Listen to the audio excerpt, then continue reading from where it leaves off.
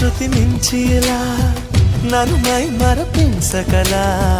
తడబడి తల వంచిలా తలపును అని చేస్తే ఎలా మరేం చెయ్యనే నీతో ఎలా వేగనే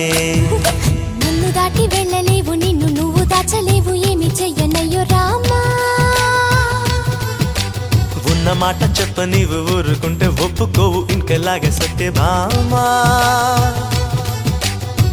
అనుకున్నా తప్పు కదా మో మాట ముప్పు కదా